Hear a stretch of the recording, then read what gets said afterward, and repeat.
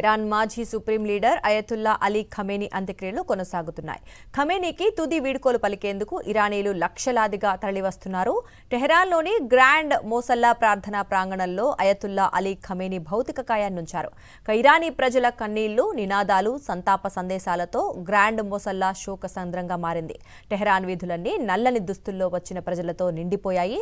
Iran జెండాలను చేతపట్టి భావోద్వేగంతో ఖమేనీకి వీడ్కోలు పలుకుతున్నారు.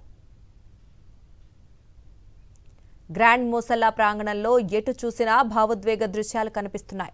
చిన్న పెద్ద తేడా లేకుండా అయతుల్లా అలీ ఖమేనీని తలుచుకుంటూ కన్నీటి పర్యంతమవుతున్నారు. ముందుండి దేశాన్ని దశాబ్దాల పాటు నడిపించిన నాయకుడికి ఇరాన్ ప్రజలు తుది వీడ్కోలు పలుకుతున్నారు. రేపటి వరకు టెహరాన్లో ఖమేనీ భౌతిక కాయం ఉంచి అనంతరం ఖోమ్కు తరలిస్తారు. మంగళవారం కర్బలా, నజాఫ్ వంటి పవిత్ర నగరాల మీదుగా ప్రయాణించి చివరగా గురువారం ఆయన స్వస్థలమైన ఇమాం రిజా పవిత్ర క్షేత్రం మహ్వద్లో అంత్యక్రియలు నిర్వహిస్తారు.